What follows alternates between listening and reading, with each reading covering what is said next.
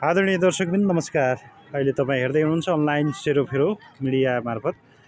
विशेष गरी आजबाट सुरु भएको नयाँ वर्ष 2082 सालको पावन अवसरमा सम्पूर्ण दर्शकबिन्दहरूमा शुभकामना व्यक्त गर्दछौँ। र यो नयाँ वर्षको पावन अवसरमा श्रद्धालु भक्तजनहरूको चाहिँ यो नदीमा स्नान गरी विभिन्न आफ्ना मनोकांक्षा पुरा गर्ने हेतुले धेरै विभिन्न पालिका विभिन्न ठाउँबाट चाहिँ व्यक्तिहरू आएर नदीमा स्नान गर्ने पूजाआजा गर्ने काम चलिरहेको छ। हामी भिडियोमा देखाएका छौँ। हामी चाहिँ नदीको थोरै पारिपट्टि आएर चाहिँ छायाङ्कन गरिएको छ। यो नदी 9वटा नदी मिसिएर बनेको नारायणी नदी परिसरमा छौँ। यो नदी पहिला अत्यन्तै ठुलो पानी हुन्थ्यो। यो अहिले देख्न सक्छौँ यो बगरै बगर यो चाहिँ पानी बग्ने ठाउँ हो, नदीको एरिया हो। तर अहिले चाहिँ पछिल्लो समय यो पानीलाई बाँध लगाएर चितवनतर्फ विभिन्न काममा प्रयोजनमा लगेको कारणले यहाँ असाध्यै सानो पानी बगिरहेको छ। तुलनात्मक रूपमा सानो खोलामा आउने जस्तै पानी चाहिँ छ। देख्न सक्नुहुन्छ विभिन्न मान्छेहरू चाहिँ नदीमा पैदल हिँडेर चाहिँ वारपार गरिरहनु भएको छ। पानीको सतह सामान्य मान्छेको घोडा पनि छैन, त्योभन्दा कममा नै छ। सामान्य बच्चाहरू पनि हिँडेरै पारी तर्ने क्यार्ने गरिरहेको देख्न सकिन्छ।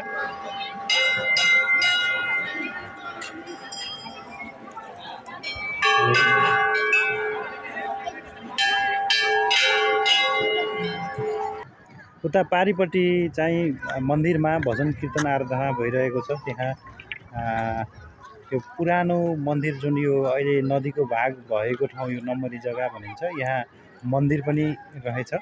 यो नदीले चाहिँ एउटा नयाँ स्वरूप लिएर यहाँ बाढीको रूपमा आएर आफ्नो एरिया गराइसकेपछि त्यो मन्दिरको भाग बगाएको भन्ने बुझिएको छ। र त्यसपछि अहिले केही वर्ष अगाडि चाहिँ सामाजिक व्यक्तित्वहरूले चाहिँ एउटा सक्रियतामा अहिले उतापट्टि बाँझो रहेको जग्गालाई चाहिँ प्रयोग गरेर मन्दिर निर्माण गरिएको छ।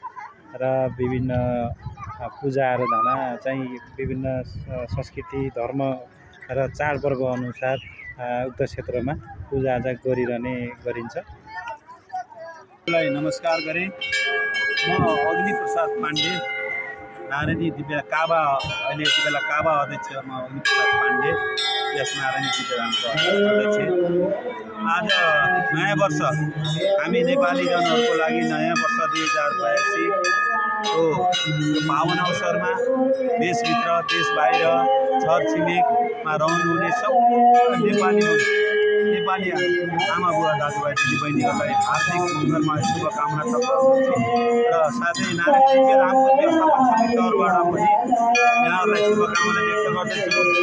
आज यो पावन अवसरमा मलाई यति बेला नारायणी दिव्यधामबाट म लाइभमा बोलिरहँदा कस्तो अनुभूति भन्छ भने यो सङ्क्रान्ति, नयाँ वर्षको सङ्क्रान्ति आज सोमबार, विशेष शिवजीको बार परेको हुनाले पनि धार्मिक आमा बुवाहरू जो अलि बढी जोडिनु भएको अनुभूति भयो।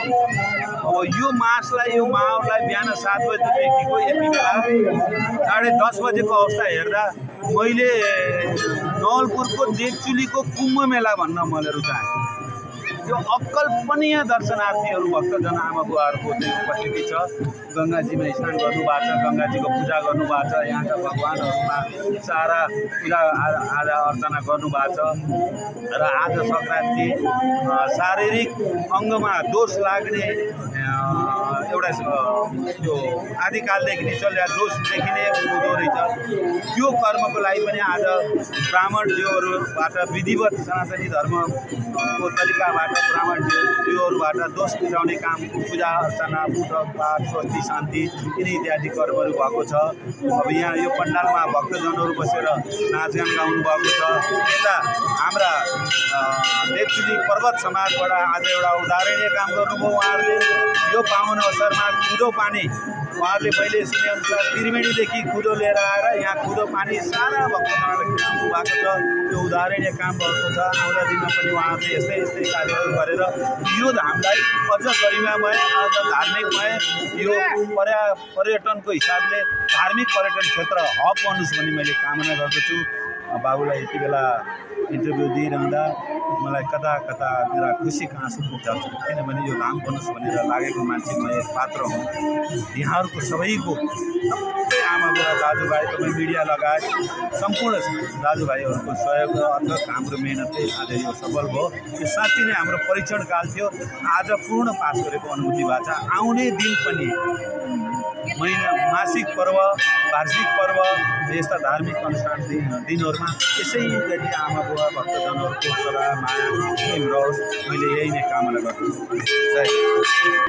नमस्कार, सर्वप्रथम अनलाइन सेरोफेरोको भाइहरूलाई हार्दिक धन्यवाद, नयाँ वर्षको शुभकामना दिन चाहन्छु। र म प्रदीप राज घिमिरे जितेदारको सल्लाहकार समितिको सदस्य पनि छु। र आज अत्यन्तै हर्षोल्लासपूर्ण थुप्रै भक्तालुहरूको उपस्थितिमा आज यहाँ पूजाआजा सञ्चालन भइरहेको छ। यो वास्तवमा देवतुली नगरपालिकाको एउटा धार्मिक र एउटा सांस्कृतिक र पर्यटकीय हिसाबले उत्कृष्ट स्थान बन्न यो सफल भएको छ। र यसका लागि आगामी दिनमा स्थानीय सरकार देवतुली नगरपालिकाको विशेष गरी ध्यान पुर्याउनेका लागि मैले अनुरोध पनि गर्न चाहन्छु। र आज हाम्रो समाजमा बहुजाति, बहुभाषी, बहुधार्मिकहरू सबैको साझा घरको रूपमा यो दिव्यधाम स्थापित छ। यसका लागि आउने दिनमा सबैको सहयोग, सल्लाह र सुझावको खाँचो छ। र सबैलाई फेरि नयाँ वर्ष 2082 सालको उपलक्ष्यमा सुख, शान्ति, समृद्धि, उन्नति र प्रगतिको कामना गर्दै सबैको कल्याण होस्, जय होस्। धन्यवाद।